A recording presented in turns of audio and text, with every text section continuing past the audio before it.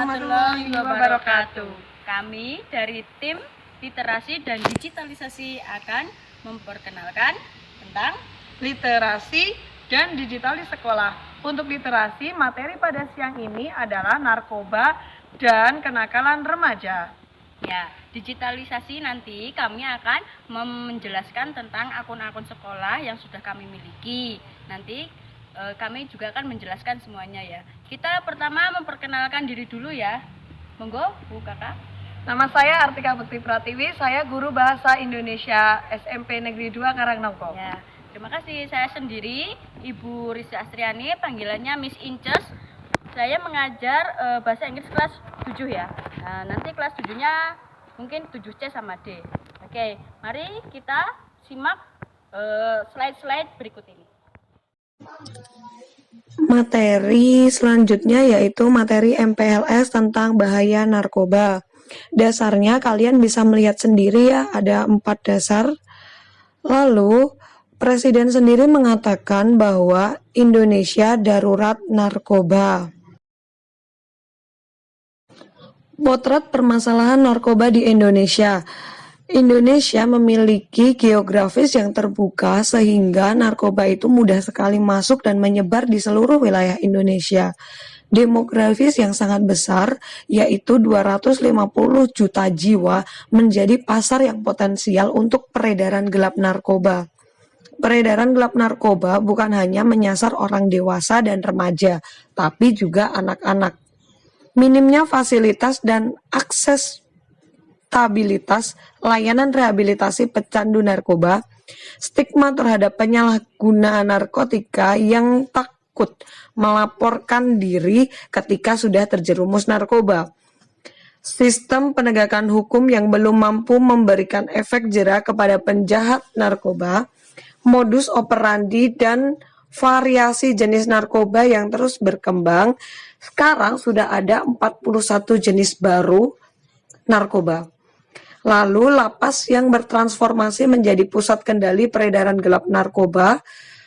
Yang terakhir adalah kerugian akibat penyalahgunaan narkoba sekitar 63,1 triliun rupiah. Ancaman perkembangan narkoba jenis NPS 2009.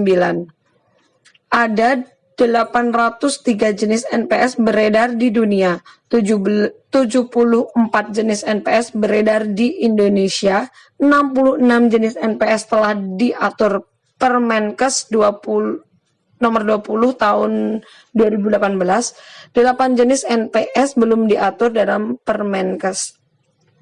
Jadi siapapun yang terbukti menyalahgunakan jenis NPS maka akan menerima hukuman sebagaimana hukuman narkotika. Sebenarnya narkoba itu apa sih? Narkoba itu narkotika, psikotropika, dan bahan berbahaya lainnya, yaitu bahan atau zat yang dapat mempengaruhi kondisi kejiwaan, psikologis seseorang, pikiran, perasaan, dan perilakunya, serta dapat menimbulkan ketergantungan fisik dan psikologi. Narkotika sendiri adalah zat atau obat yang berasal dari tanaman, bukan atau sintetis maupun semi-sintetis yang dapat menyebabkan penurunan atau perubahan kesadaran, hilangnya rasa, mengurangi sampai menghilangkan rasa nyeri, dan dapat menimbulkan ketergantungan. Zat adiktif lainnya. Bahan atau zat selain narkotika dan psikotropika yang dapat mempengaruhi psikoaktif tubuh manusia dan dapat menyebabkan kecanduan antara lain minuman beralkohol, zat inhalasi atau lem, dan yang ketiga nikotin atau rokok. Jadi untuk siswa-siswa yang belum pernah merokok, saya harap kalian tidak merokok. Yang belum pernah minum minuman beralkohol, saya harap kalian tidak pernah mencobanya. Adapun lem, kalian juga saya harapkan tidak pernah mencobanya. Ini adalah gambar ciri-ciri fisik orang yang sudah memakai narkoba ya. Kalian bisa melihat sendiri. Dan ada ciri-ciri perilaku anak yang sering menggunakan narkoba. Yang pertama, dia akan malas, sering melupakan tanggung jawab dan tugas-tugas rutin. Sikap tidak peduli dan jauh dari keluarga. Jadi tidak acuh tak acuh dengan keluarga. Suka mencuri uang di rumah, di sekolah atau tempat pekerjaan, dan menggadaikan barang-barang berharga yang ada di rumah. Untuk apa? Untuk membeli narkoba. Karena narkoba itu harganya bukan barang yang murah. Jadi pasti dia mencari cara gimana agar dapat narkoba dengan mencuri, dengan menggadaikan, dan lain-lain. Lalu waktu di rumah kerap kali dihabiskan di kamar tidur, di kloset, gudang, ruang yang gelap, kamar mandi, atau tempat sepi lainnya. Takut air. Jadi jika terkena air itu akan terasa sakit. Jadi mereka pasti malas mandi. Untuk siswa-siswa yang malas mandi berarti perlu dicurigai itu ya. Sering batuk-batuk dan pilek berkepanjangan. Biasanya terjadi pada saat gejala putus zat.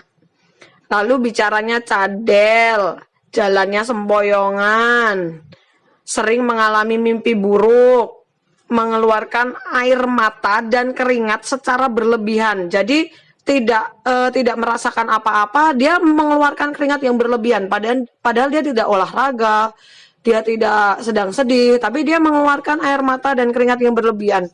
Lalu mengalami nyeri kepala dan sendi. Jadi ngerasa pegel-pegel, ngerasa kepalanya sakit, sering menguap, sering berbohong, sering ingkar janji dengan berbagai macam alasan. Untuk ciri emosi, para pengguna narkoba itu sangat sensitif dan cepat bosan. Membangkang bila ditegur atau dimarahi. Jadi kalau ditegur atau dimarahi itu malah ngeyel. Emosinya naik turun dan tidak ragu untuk memukul orang atau berbicara kasar pada anggota keluarga atau orang di sekitarnya. Jadi apa-apa itu diselesaikan dengan cara memukul, menonjok. Jadi dengan cara kekerasan. Lalu nafsu makan tidak menentu, tidak doyan makan gitu ya. Ini ada contoh nyata dampak penyalahgunaan narkoba. Jadi dia bisa berhalusinasi dan disorientasi, overdosis yang menyebabkan meninggal, lalu terjadi penuaan dini dan rentan terhadap serangan penyakit. Kalian lihat gambar ini ya, terjadi kerusakan gigi, nanti wajahnya yang awalnya cantik jadi kempot. Kalian tahu kan? Tuh contohnya sudah sangat jelas ya anak-anak ya. Yang tadinya berisi jadi kurus, yang tadinya tidak ada luka-luka jadi sering luka-luka gitu ya.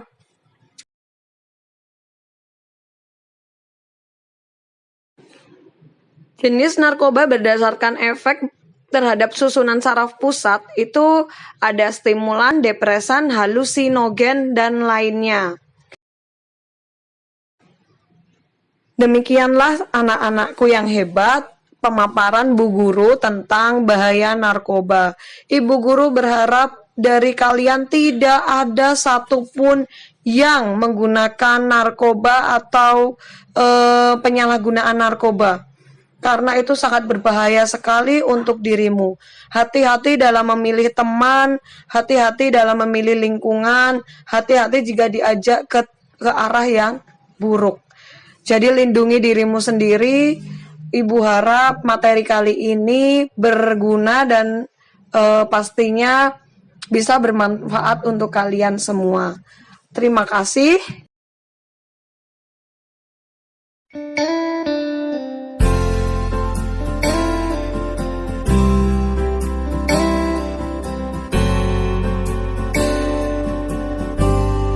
Halo, assalamualaikum warahmatullahi wabarakatuh. Apa kabarnya anak-anak? Masih semangat kan? Nah, sekarang bersama Miss Risa ya. Kita kali ini membahas tentang kenakalan remaja. Tujuan pembelajaran umum kali ini adalah untuk setelah mengikuti kegiatan ini, siswa diharapkan mampu memahami dan mengantisipasi maraknya kenakalan remaja dan narkotika. Tujuan pembelajaran khusus yaitu mendeskripsikan pengertian kenakalan remaja dan narkotika, menjelaskan jenis kenakalan remaja, dampak kenakalan remaja dan narkotika, menjelaskan peran siswa mengantisipasi kenakalan remaja dan narkotika, menjelaskan perlindungan hukum terhadap anak korban kenakalan remaja dan narkotika. Yang narkotika itu tadi sudah dijelaskan oleh Bu Kaka ya pada sesi bahaya narkoba. Oke. Nah, di sini dalam slide itu ada kenakalan remaja, narkotika, dan trafficking. Tetapi pada sesi ini kita akan membahas tentang apa sih kenakalan remaja itu? Pengertian kenakalan remaja adalah suatu perbuatan yang melanggar norma, aturan, atau hukum dalam masyarakat yang dilakukan pada usia remaja atau transisi masa anak-anak ke dewasa. Jadi kemungkinan umur atau usianya itu adalah seusia kalian ya. Jadi dari masa anak-anak seperti kalian dari SD itu menuju ke remaja, yaitu masa SMP sekarang ini.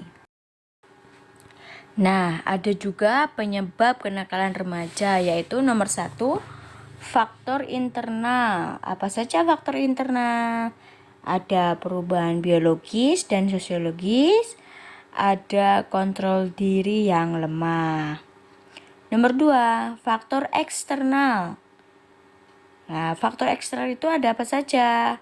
Misal perceraian keluarga, teman pergaulan yang kurang baik itu dijauhi, jangan malah didekati ya. Kemudian ada komunitas atau lingkungan tempat tinggal yang kurang baik, mungkin pengaruh di sana itu orang-orangnya agak kurang baik atau membawa pengaruh yang tidak baik untuk kalian, jangan ditiru ya. Ada jenis-jenis atau contoh-contoh kenakalan remaja, yaitu yang pertama seks bebas. Nah, ini kalian mungkin seumuran kalian sudah menyukai lawan jenis ya. Nah, terus pura-puranya itu pacaran, suka-sukaan, terus terjerumuslah kalian pada kegiatan seks bebas itu. Apa sih seks bebas? Seks bebas adalah melakukan seksual di luar batas, di luar nikah ya. Jangan kalian lakukan sama sekali sebelum kalian terikat oleh pernikahan, karena dampaknya itu akan sangat-sangat tidak baik. Kedua, penyalahgunaan narkotika. Tadi sudah dijelaskan oleh Bu Kaka ya, secara gamblang. 3, tawuran antar pelajar. Nah, ini juga sangat-sangat dilarang. Misalnya kalian saling ejek-ejekan sama pelajar dari sekolah lain misalnya, terus menyulut emosi. Nah, jangan sampai kalian terprovokasi atau menjadi provokator. Kalian harus bisa mengendalikan emosi, jangan cepat terpengaruh. Hindari tawuran antar pelajar ya. Kalian harus hidup damai dimanapun kalian sekolah. Jangan sampai menimbulkan suatu masalah, karena hal sepele jika terus dikompor-kompori atau dipengaruhi atau diprovokasi, itu akan sangat fatal akibatnya. Nah, makanya itu kalian dalam bergaul dengan siapapun itu harus hati-hati agar tidak terjadi jenis-jenis kenakalan remaja tadi. Nah, di sini ada cara untuk mengatasi kenakalan remaja. Yang pertama, memperkuat kontrol diri. Nah, kalian harus pintar-pintar mengontrol diri kalian, entah itu emosi kalian atau apapun itu, kalian harus bisa mengerem. Nah, mengerem ya. Nomor 2, remaja pandai memilih teman. Nah, kalian boleh berteman dengan siapapun, Tapi juga harus pintar-pintar memilih teman seperti apakah dia. Jika dia membawa kamu ke dalam kebaikan, oke, diteruskan. Tetapi kalau dia mengajak kalian dalam hal-hal yang tidak baik, negatif, atau buruk, sudahlah, kalian tinggalkan saja. 3. Memperkuat keimanan kepada Tuhan. Nah, ini kalian sering-sering berdoa. Ingat, yang muslim ya sholat 5 waktu, yang non muslim ya sesuai dengan ajaran agamanya masing-masing. Ya, bagaimana caranya kita mengisi rohani kalian untuk memperkuat iman kalian agar tidak cepat terjerumus kepada hal-hal yang negatif. Oke, mungkin dalam sesi kenakalan remaja cukup sekian ya penjelasannya. Nanti kita akan melanjutkan ke sesi berikutnya, yaitu digitalisasi tentang medsos yang dimiliki oleh SMP Negeri 2 Karangnongko.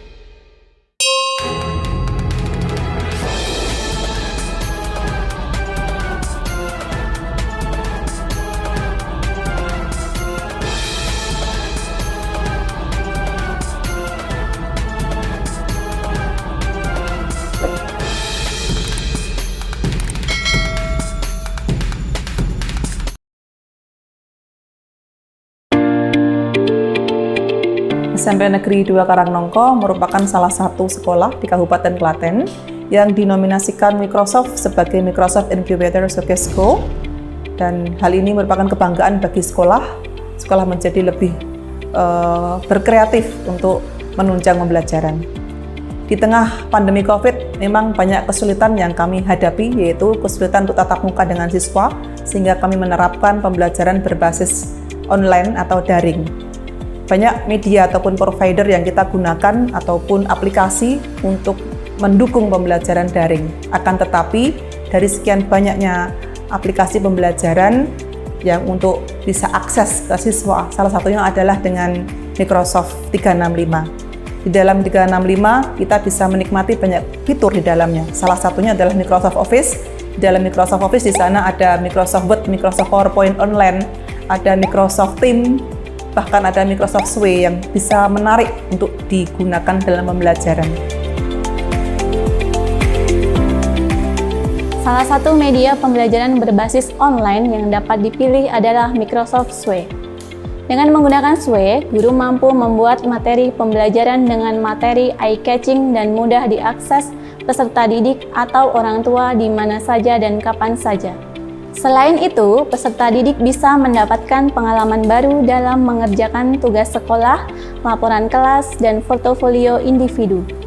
Hasil dari penerapan e-learning adalah diharapkan terciptanya suasana pembelajaran yang menyenangkan, memotivasi siswa untuk belajar mandiri, lebih interaktif sehingga meningkatkan hasil belajar. Microsoft Office 365 memiliki fasilitas untuk berkomunikasi dengan tim. Microsoft Teams dapat dijadikan sebagai alat untuk merancang kelas virtual, sehingga memudahkan pendidik dan siswa berkomunikasi dan berkolaborasi untuk menghasilkan keluaran pembelajaran yang lebih baik. Melalui penggunaan Microsoft Teams, Saya dapat dengan mudah mendelegasikan tugas kepada siswa, memeriksa pekerjaan siswa dengan mudah. Hanya dengan satu ketukan, pendidik dapat melihat hasil pekerjaan siswa. Selain itu, adanya transformasi digital di dalam pendidikan dapat dijadikan upaya untuk mewujudkan lingkungan yang go green dengan meminimalisir penggunaan kertas.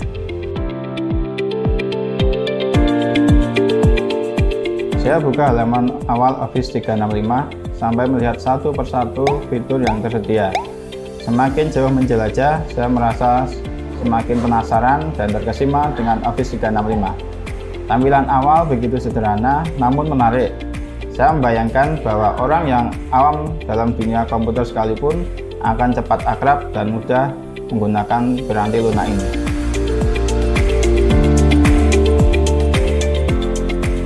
Dan kami bangga sekali dengan Microsoft yang sudah membantu sekolah kami untuk bisa lebih eksis dalam pembelajaran daring. Sehingga tujuan kami untuk mewujudkan sekolah yang benar-benar merdeka belajar bisa terwujud. Semoga bermanfaat dan semoga sukses. Esdukar Jaya.